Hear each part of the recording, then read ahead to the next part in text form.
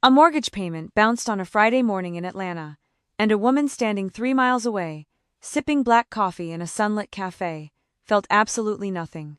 Not satisfaction, not guilt. Just the quiet knowledge that the dominoes she'd carefully placed were finally falling in the exact order she'd intended. But let me back up, because this story doesn't start with the bounce. It starts with the moment she understood she'd been financing her own erasure. I need to tell you about Margaret.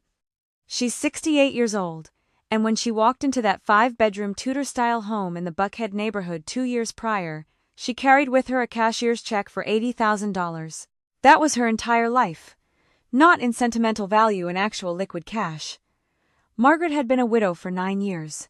Her late husband Tom had left her comfortable, but not rich.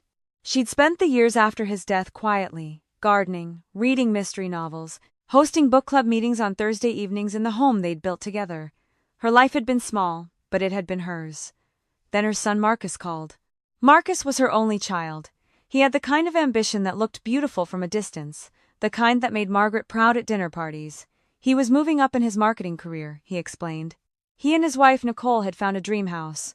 They were just short on the down payment. He didn't ask directly at first. He explained the numbers, the interest rates, how close they were to reaching the threshold. Margaret listened, and then, without drama, without hesitation, she made the decision that would hollow out the next 2 years of her life. She would sell her house. She would move in with them, and they would use her $80,000 to make their dream possible. If you've ever been in a position where your love for someone really pure, uncomplicated love makes you willing to dismantle your own life, you understand what happened next. Margaret listed her home. She packed her belongings into boxes, and she signed a check that represented 47 years of marriage, carefully managed finances, and the last tangible piece of her independence. But here's what I find important about Margaret's choice. It wasn't naive. She wasn't a victim of manipulation. She negotiated. She and Marcus established that she would contribute $2,000 monthly for her portion of the mortgage and household expenses. This was a business arrangement wrapped in family language, and Margaret understood it that way. She was not living with them because she had nowhere else to go. She was living with them because she'd made an intentional choice to help them, and she'd established clear financial boundaries about what that help looked like. She had agency. She had dignity. She had a plan. The guest suite downstairs became her kingdom. She arranged it carefully, her reading chair by the window, her small television, photographs of Tom on the dresser. She set up a schedule for her contributions, her accounting precise.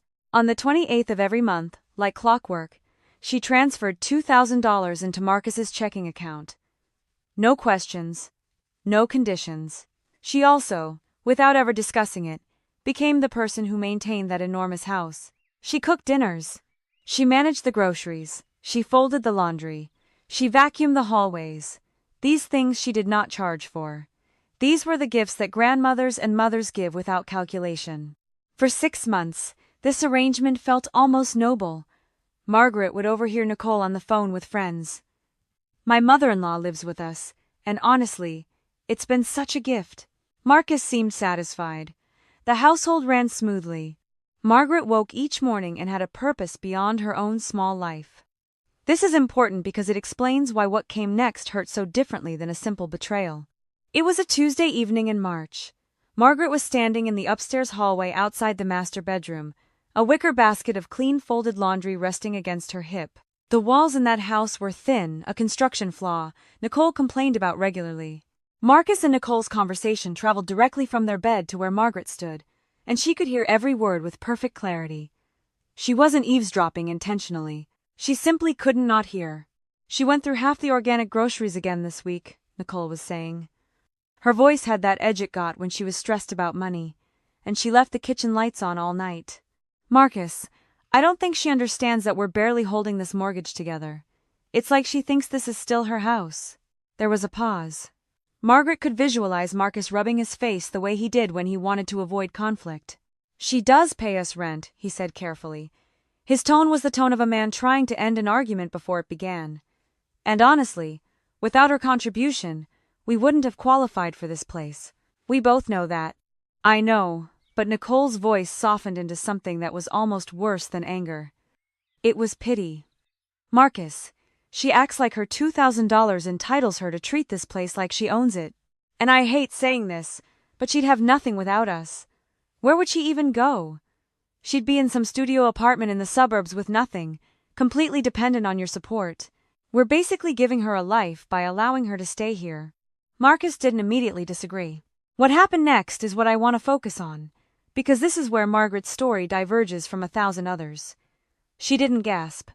She didn't drop the laundry basket. Her hands didn't shake.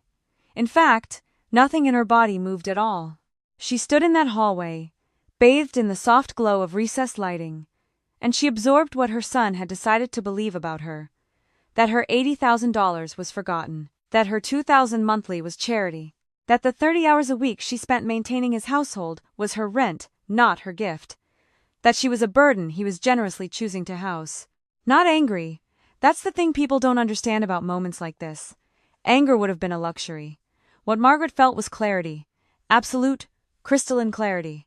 She turned slowly, so slowly that her footsteps made no sound on the plush carpet. She walked back downstairs to her guest suite and set the laundry basket on her bed. Then she sat at her small writing desk, opened her laptop, and logged into her banking portal. There was the recurring payment, $2,000, labeled Marcus Household, scheduled for automatic transfer every month. She clicked the small red Cancel Scheduled Transfer button. A confirmation box appeared. She did not hesitate. She clicked Confirm. The page refreshed. The money that had been leaving her account would now stay exactly where it belonged. What I want you to understand is that this wasn't an impulsive moment of anger. This was the moment when Margaret stopped performing the role everyone had assigned to her. She was no longer going to be the mother they could afford to resent. She was no longer going to work herself into the walls of that house. She was no longer going to feed the fantasy that they were the ones helping her when every dollar, every meal, every clean shirt was a sacrifice she was making invisible. The next morning arrived, bright and ordinary. Margaret walked upstairs to the kitchen to make her tea. Nicole was already there, aggressively wiping down the granite countertops with a kind of force that suggested she was working out some internal tension.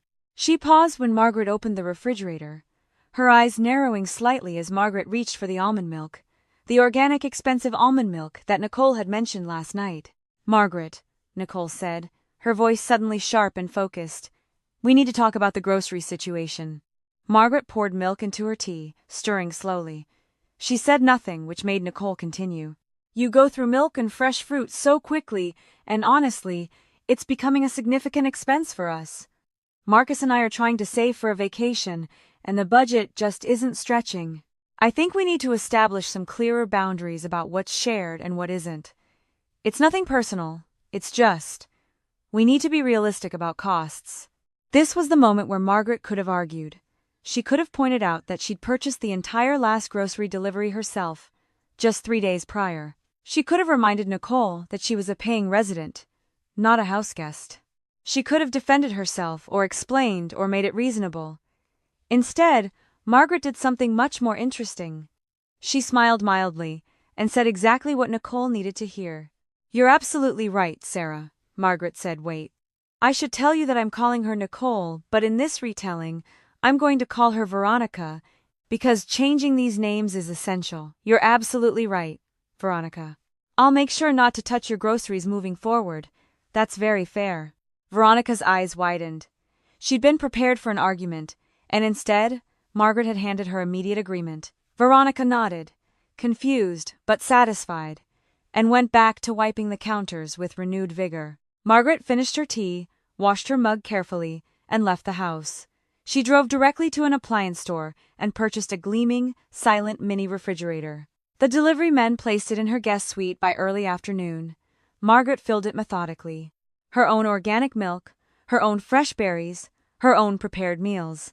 That afternoon, she also stopped doing the household laundry. When she walked past the overflowing basket of dirty clothes in the hallway, she simply stepped around it. She did this without drama, without announcement, without a single word of explanation. Here's what I need you to understand about this moment. Margaret was not being petty. She was executing a strategy.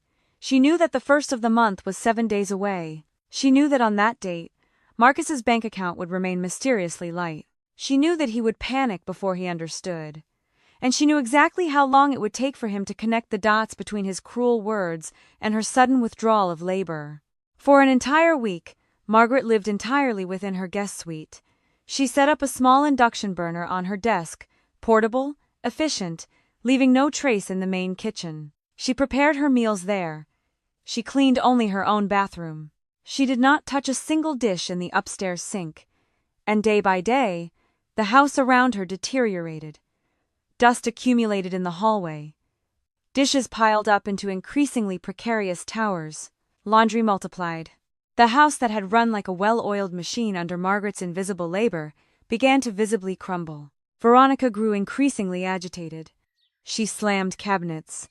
She sighed heavily whenever Margaret walked past. She made pointed comments about cleanliness to Marcus, her frustration boiling over into anger because she still didn't understand what was actually happening.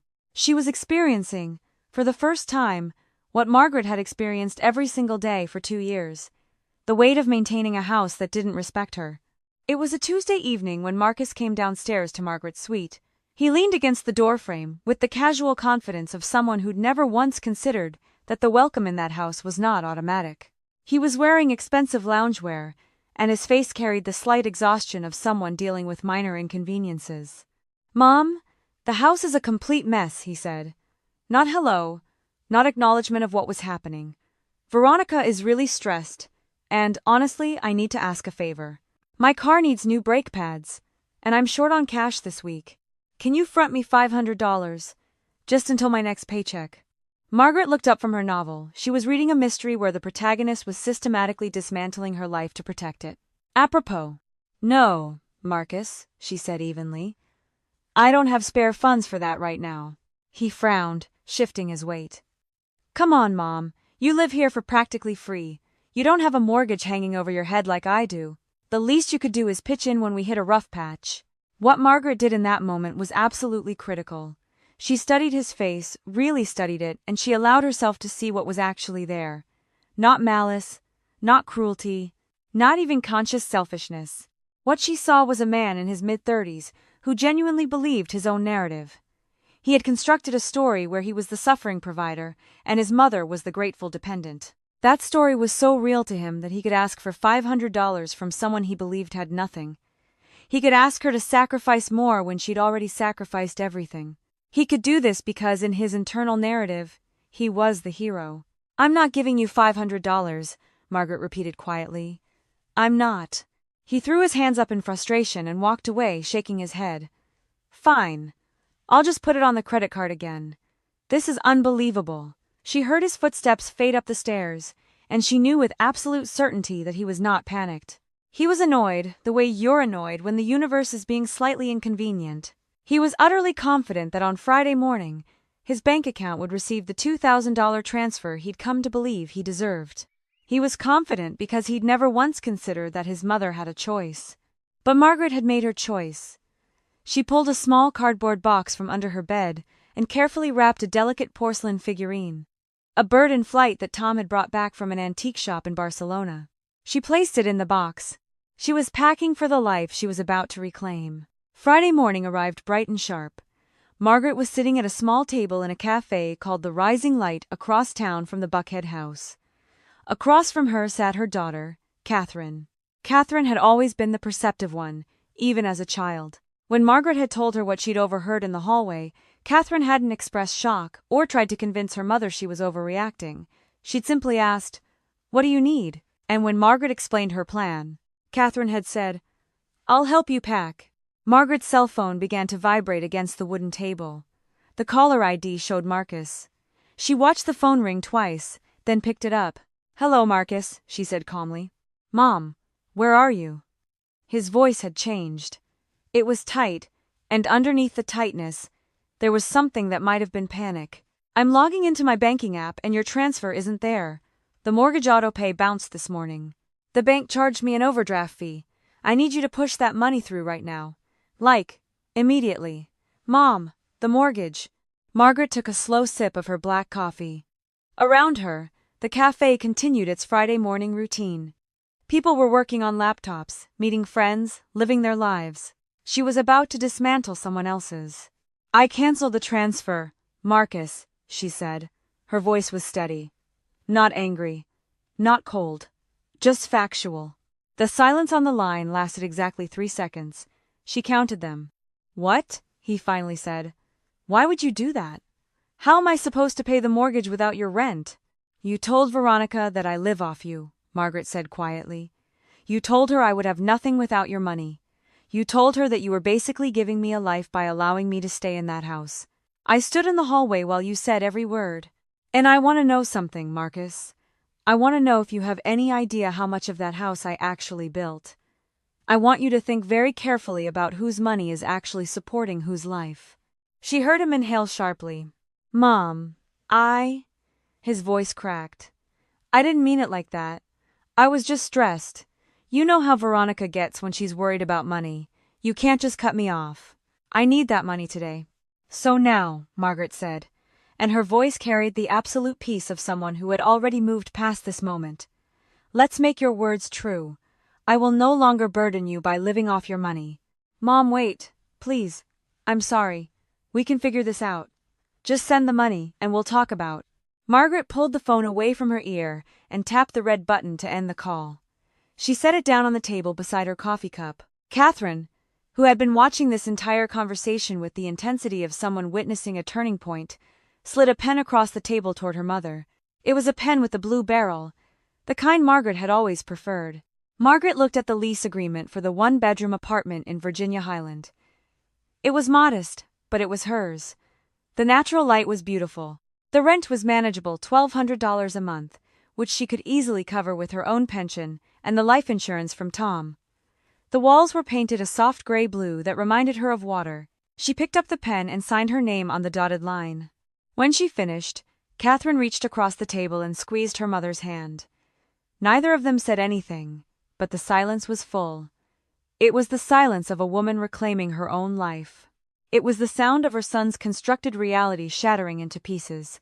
By the time Margaret returned to the Buckhead house that afternoon to collect her things, the atmosphere had transformed completely. The air felt different, heavy, with a kind of panicked resentment. Marcus and Veronica were waiting for her in the living room, positioned side by side on their expensive leather sofa, their arms crossed in matching defensive postures. The moment Margaret walked through the front door, Veronica stood up. You cannot just stop paying rent without warning, she said sharply. We rely on that money to keep this household functioning.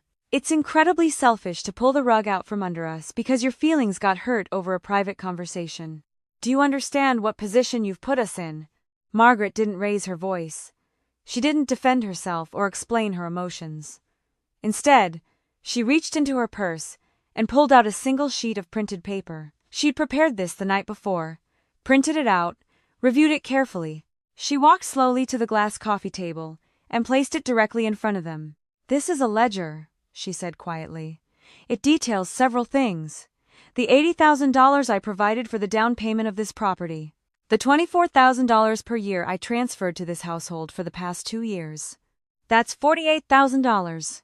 It also calculates the estimated $400 monthly I spent on groceries that fed you both beyond my own meals, and the value of my domestic labor maintained at minimum wage, which comes to approximately $20,000 annually.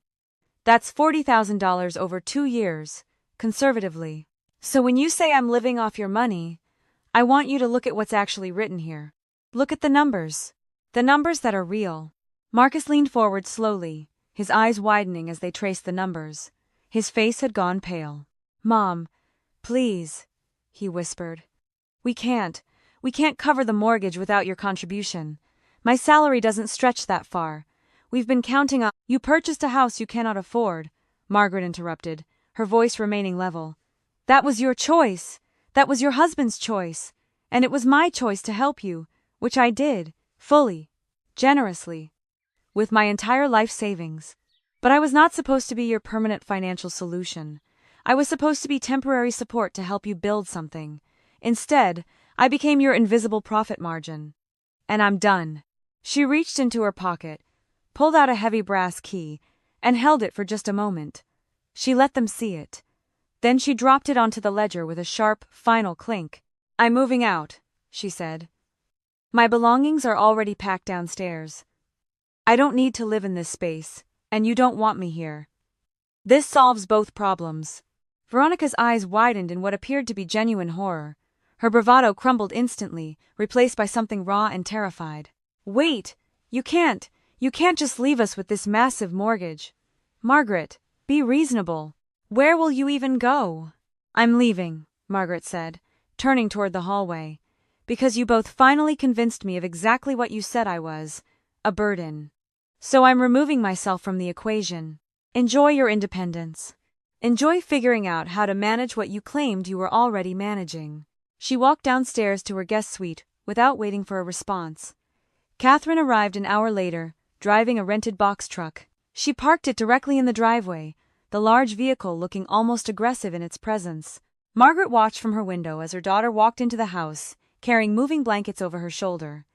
Catherine didn't offer so much as a greeting to Marcus or Veronica, who were hovering nervously near the top of the stairs like ghosts of their former confidence. Margaret began carrying her boxes upstairs. Her books, her photographs, the small collection of porcelain that had meant something to her over the years. Marcus paced the hardwood floor, running his hands through his hair repeatedly. "Mom, please," he said as she passed him with a box of photo albums. "Let's just sit down and talk about this rationally. You're overreacting. We can apologize. We can establish new house rules. This doesn't have to be the end."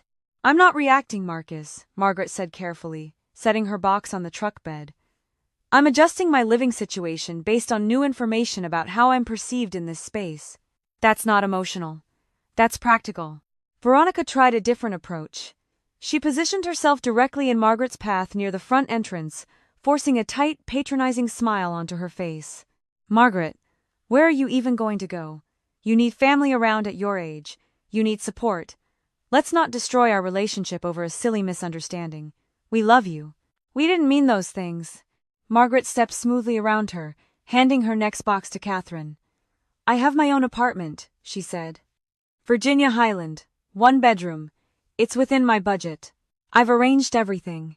She paused by the entryway table where a decorative vase sat, the kind that was elegant but entirely unnecessary. She reached behind it and pulled the main internet router from the wall outlet, wrapping the thick black cord around the sleek plastic device. Marcus stared at her. "What are you doing?" "The Wi-Fi account is in my name," Margaret reminded him. "So is the cable. So is the primary electricity deposit.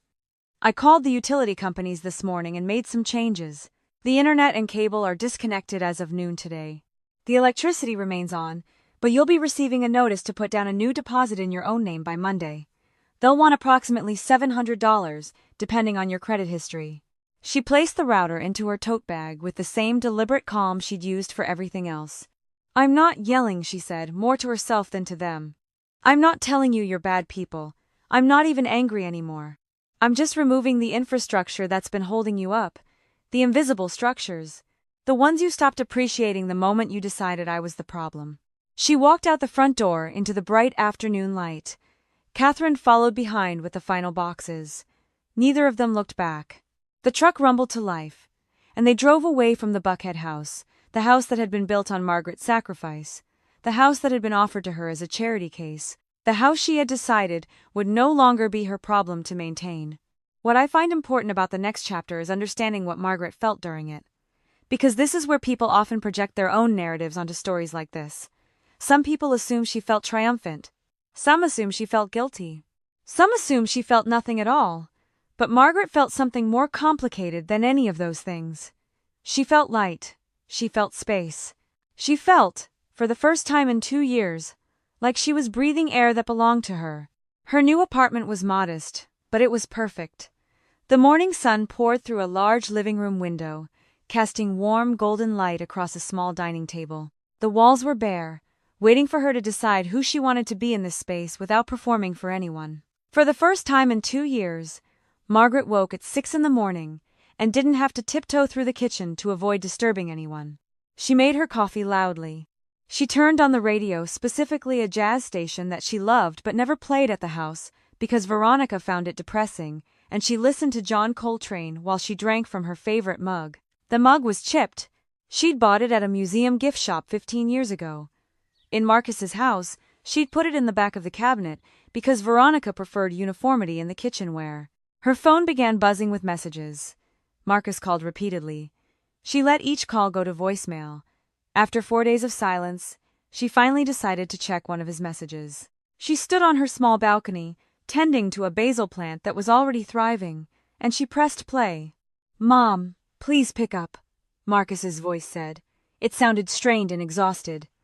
"The electric company wants a $500 deposit because my credit score took a hit last year. I don't have it right now. Veronica is furious with me. We're eating ramen for the third night this week because the grocery budget evaporated. Just call me back. We need to figure this out." She deleted the voicemail. And here's what I want you to understand about Margaret in that moment. She didn't feel guilt. This is important. There's a cultural narrative that says mothers should feel guilt when their children suffer consequences. There's a narrative that says generosity should be unconditional and that boundaries are somehow failures of love. Margaret had internalized those narratives her entire life. But standing on her balcony in Virginia Highland, with the basil plant responding to her care, she realized that guilt was just another invisible burden she'd been carrying on behalf of people who'd stopped respecting her years ago. So she chose not to carry it anymore. Catherine visited that afternoon, bearing fresh pastries from a local bakery that was, fortunately, nowhere near the Buckhead neighborhood. They sat on Margaret's small balcony drinking tea and laughing, genuinely laughing about a television show they both watched. And Margaret realized something fundamental in that moment. She hadn't genuinely laughed in months. Years, maybe. The chronic tension that had settled into her shoulders like a permanent guest while living in Marcus's house was gone. Completely absent. Her back didn't hurt. Her jaw wasn't clenched. She felt loose in her own body for the first time since she'd sold her original home. "I'm discovering something," Margaret said to Catherine, watching the light shift across the balcony railing. "I'm discovering that there's a quiet joy in a life where my resources belong exclusively to me.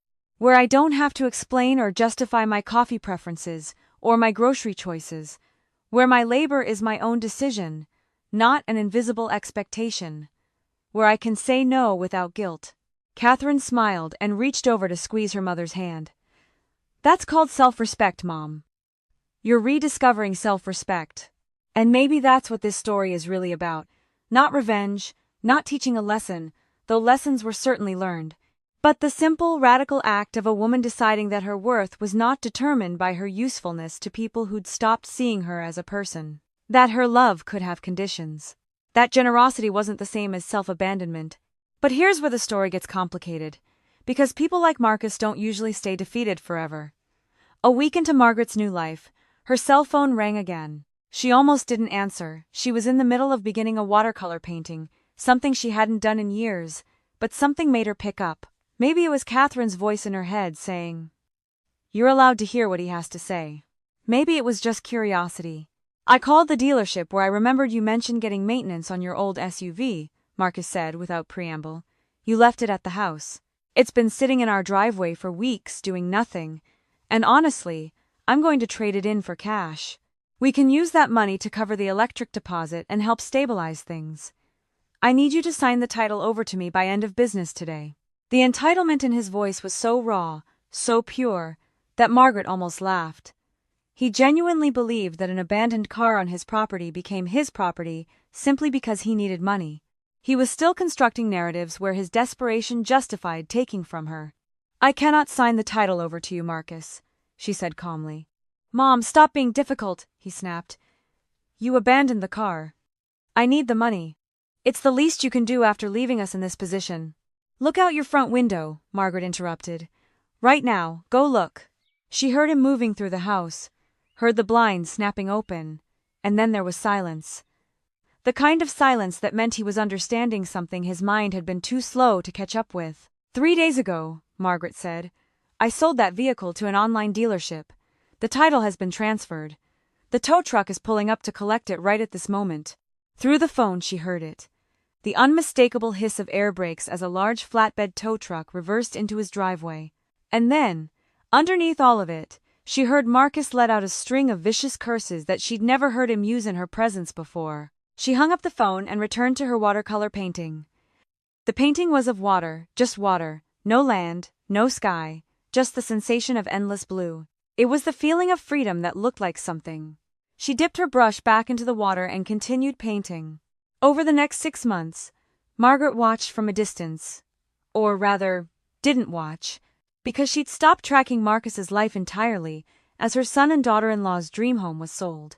They couldn't secure a loan to cover the mortgage deficit without Margaret's income padding their applications. Banks don't care about your story, they care about your paper. Without her financial contribution, they looked like what they actually were. A couple living beyond their means with diminishing resources. They sold the house just weeks before the bank could initiate foreclosure proceedings. They lost the equity they thought they'd built. They moved into a cramped two-bedroom apartment in a neighborhood much further outside the city limits, the kind of neighborhood where you have to drive 30 minutes to reach anything interesting. Margaret, by contrast, had painted 6 more watercolors. She'd taken up baking. She'd reconnected with her book club and discovered that Thursday evenings in her own apartment, hosting friends around her own table, felt completely different than Thursday evenings in a guest suite where she was essentially invisible. She'd started volunteering at a community center teaching art to teenagers. She had a life, an actual, textured, complex life that wasn't built around managing someone else's expectations. And then, on a crisp morning 6 months after she'd walked out of that house, Margaret was sitting at her favorite corner table in the Rising Light Cafe, the same cafe where she'd signed her lease when the bell above the door jingled and Marcus walked in. He looked different, not just tired, though he was that.